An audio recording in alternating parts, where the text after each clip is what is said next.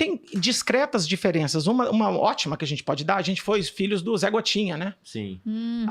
Essa vacina acabou agora no Brasil, ela é injetável agora. Você tem um número menor de doses, não vai ter campanha de Zé Gotinha na rua que o menino pingava na boca da gente. Pô, mas não levar em conta a preferência do paciente, porque se eu fosse uma criança, eu preferia a gota do que a injeção, né? Aí existem algumas mudanças de estabilizadores. Então a galera que está se preocupando com muitas vacinas mudaram por causa de teoria da conspiração. Tem alumínio na vacina, tem não sei o que lá.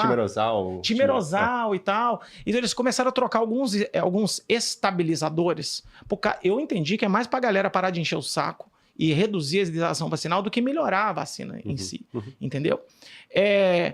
E tem tecnologias novas de vacina. Então, assim, existem vacinas que são super antigas. Você pega um vírus, enfraquece o vírus e coloca no corpo das pessoas. Por exemplo, a de febre amarela é assim, a da dengue é assim. Tanto é que agora a mulherada fala assim, mas idoso não pode tomar vacina.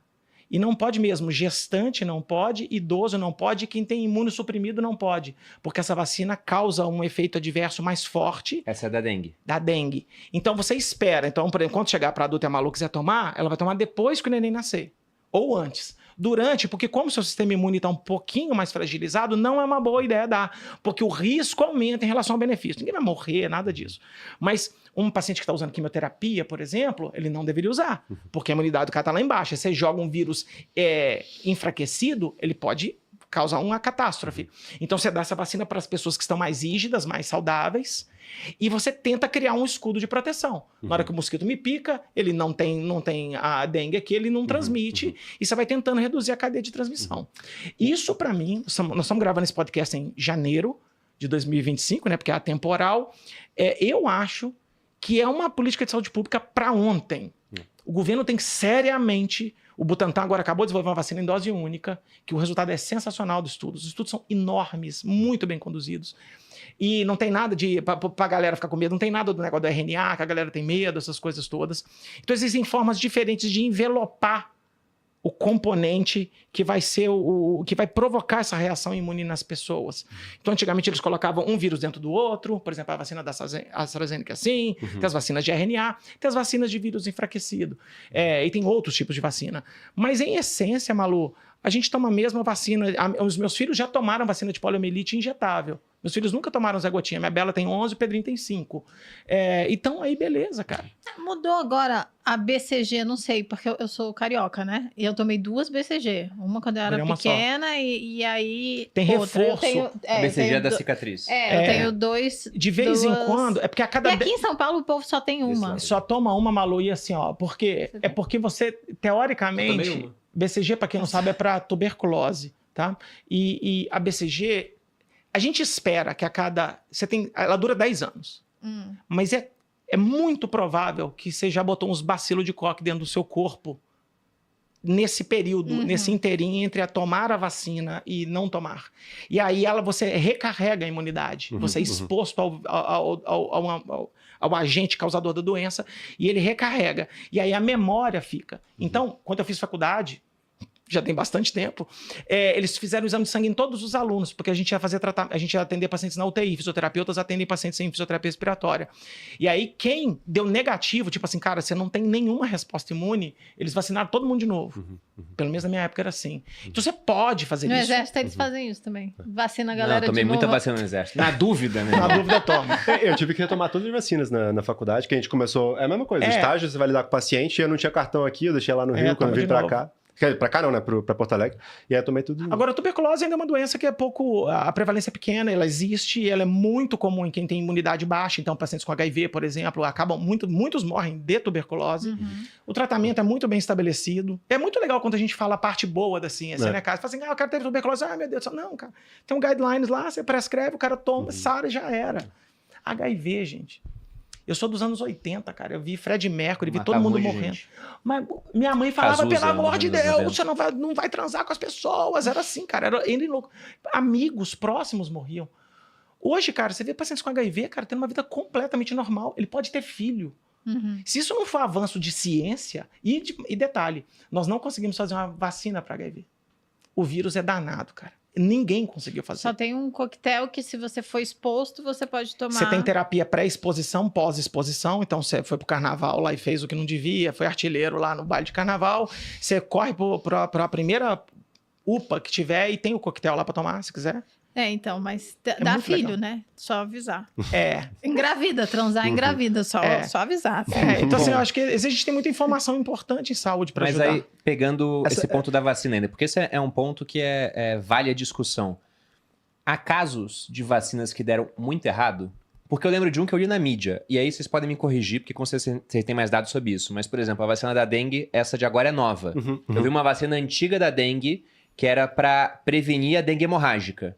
Então, eles aplicaram a vacina, mas acontece que quem tomou a vacina acabou tendo mais risco de desenvolver hemorrágica em comparação a quem não tinha tomado. E aí tiraram do mercado, mas isso demorou um certo intervalo de tempo, né? Isso é muito bem observado.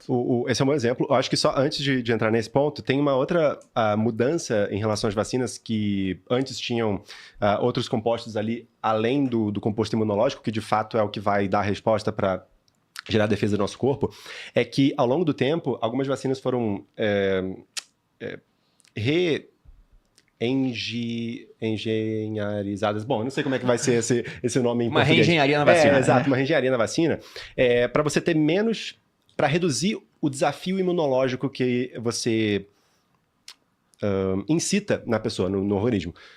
Antes, muitas vacinas que a gente tomava, na década de 70, 80, elas tinham muito mais partículas de proteína, seja do vírus ou seja da bactéria, dependendo da doença, do que as vacinas de hoje. Reduziu de 3.000 para 150, basicamente, quando a gente pega a carga de todas as vacinas que a gente deveria tomar, teoricamente, que está lá no esquema vacinal. Então, muitas pessoas argumentam que não, hoje em dia a gente toma muita vacina e é por causa desse excesso de vacina que você gera uma sobrecarga imunológica que daí é um problema. Daí o primeiro ponto é, cara, factualmente não é assim que funciona o sistema imune. E segundo, apesar de a gente tomar mais vacina, 14 versus 8, que era algumas décadas atrás, a gente tem uma carga imunológica menor, porque tem menos partículas das bactérias e do vírus nessas vacinas, que gera uma resposta imunológica mais atenuada. Então, assim, nem esse argumento da sobrecarga, ele passa muito. Chegando no nível ótimo hoje. Tiraram que era um excesso. E você consegue isso com o avanço da ciência. Porque a pessoa vai descobrindo dose. Anticoncepcional era assim também. A carga hormonal era gigantesca comparada com... Já o pessoal descobriu que doses menores é isso. Deixa eu responder até que vai chegar na dose homeopática. Que é não transar. Eles estavam certos o tempo todo.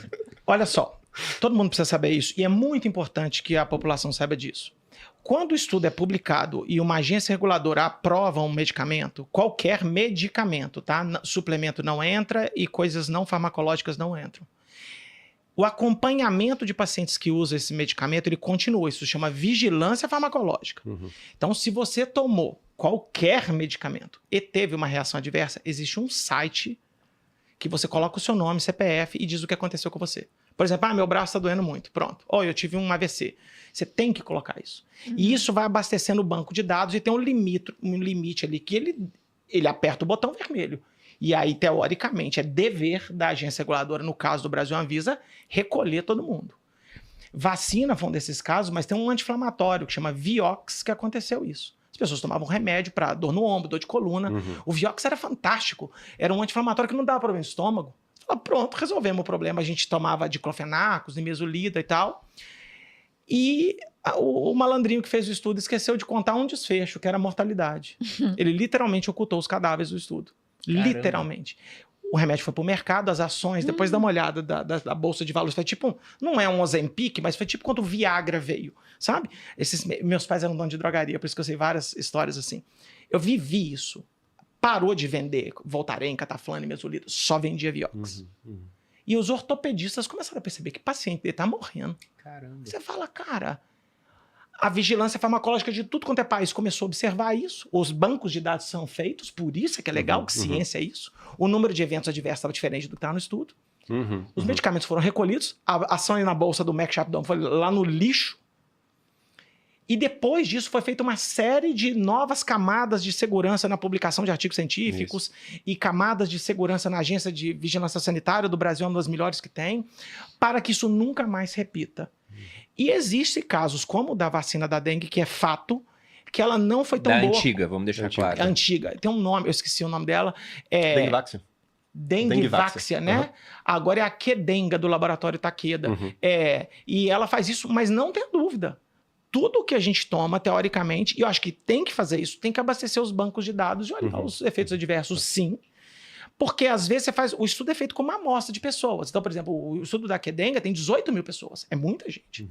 Mas na hora que você vai aplicar no Brasil, você vai para casa dos milhões. Então podem aparecer eventos adversos que não foram capturados no estudo. Não é por desonestidade, não é por nada, é por probabilidade.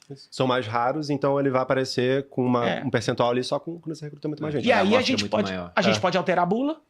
Fala, opa, nessa população aqui não pode, ou suspende. Tem um caso de um outro medicamento que eu não vou falar porque o YouTube não gosta dessa palavra, era um medicamento que as pessoas saíam desse mundo e iam para outro lugar, entendeu? Voluntariamente. E eles tiraram, eles não sabiam disso. Não tinha nenhum evento desse no ensaio clínico. E começou a acontecer. Então, assim, a gente tem que fazer isso.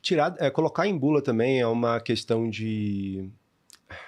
científica em parte também, porque você investiga e você vê, bom, é realmente plausível que tenha algum risco associado, mesmo que seja muito raro, então a gente coloca. Mas também é uma forma das empresas se resguardarem. Tanto a empresa quanto agências em saúde, né? Se resguardarem. Olha, a gente pode não ter tanta certeza que esses eventos adversos ou sintomas podem ser causados pelo medicamento, mas por via das dúvidas a gente coloca aqui e fala, olha, a gente está dizendo que tem. Então é uma forma também das empresas se protegerem. Um bom exemplo de alteração de bula foi do Viagra. O Viagra saiu, foi um fenômeno de vendas e algumas pessoas morreram. E não foi pelo... bebida, né? E tem medicações, vasodilatadores, se eu não me engano, isordil, propanolol, essas coisas, os caras tomam, não pode tomar. Aí está em bula. Então, assim, o medicamento não foi retirado. Um novo conhecimento foi estabelecido e fala, cara, isso aqui a gente não percebeu no estudo. Então, a gente altera a bula e o médico é educado para isso. Então, quando ele vai prescrever o medicamento, e aí é um perigo o cara ir direto na farmácia comprar, porque ele não vai ler a bula, entendeu? E aí no médico fala, cara, você toma essas medicações para hipertensão arterial, para outra coisa? Toma, então, esse medicamento você não pode. Para olhar as interações medicamentosas, né? Que também é uma outra coisa que acontece. Essa questão do Vioxx, inclusive, foi um dos que mais marcaram mudanças regulatórias, e é uma coisa que, às vezes, o pessoal... acaba não sabendo que depois desse ocorrido ao longo dos próximos anos, começou a ser muito mais frequente você fazer investigações mais aprofundadas no banco de dados que a empresa está utilizando, porque uma das coisas que eles fizeram foi publicar um artigo com dados atualizados para redução da dor, redução da inflamação, etc., dos benefícios, mas eles utilizaram dados antigos para evento cardiovascular. E tipo assim, evento cardiovascular a gente vai usar 3 meses de acompanhamento. Os outros desfechos, 6 meses. E a gente escondeu isso e ninguém sabia que isso estava acontecendo. Por quê? Porque não tinha transparência dos relatos. Então as agências ficam mais rigorosas em relação a isso. E também entrou em cena outra coisa, que moveu essa indústria de produção de estudo clínico, aqueceu esse mercado, inclusive, que é empresas que elas não têm conflito de interesse com aquela hipótese que está sendo testada, aquela dose, etc. E ela vai conduzir aquele estudo para a farmacêutica. Para o laboratório. Antes era a farmacêutica que conduzia. Então o cara era... Então você vai dar positivo. Por quê? Primeiro, porque eu posso introduzir viés. Segundo, que eu posso esconder os estudos que não foram positivos. E tem ainda uma coisa legal que a gente pode ensinar para eles aqui, é que fizeram uma coisa muito simples. Antes de começar o estudo, você tem que publicar o projeto de estudo. Fica público, aberto. Não é segredo da indústria farmacêutica. Então, por que isso é importante? Porque na hora que o estudo está concluído e ele manda o relatório para a Anvisa ou para o FDA, ou ele vai publicar o artigo, as pessoas têm o dever de verificar se o que foi prometido aqui foi feito aqui. Fala, você falou que é medir óbito aqui, cadê os cadáveres aqui? Cadê? Se não tiver na planilha, não aprova. Isso é uma coisa tão boba, né? Registro clínico de ensaio clínico, mas hoje é uma regra regulatória. Não pode fazer. Eu faço fisioterapia para dor de coluna.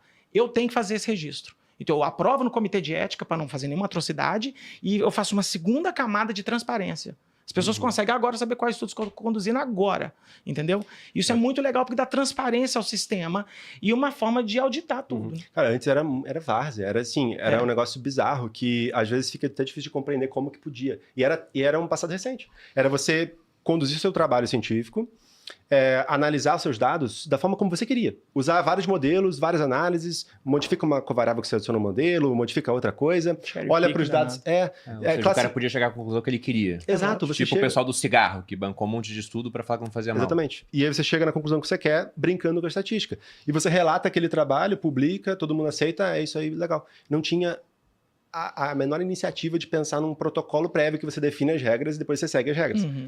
Então, ainda é pouco comum na ciência no geral, mas Melhorou muito. A agência regulatória não aceita mais nada que não tenha pré-registro.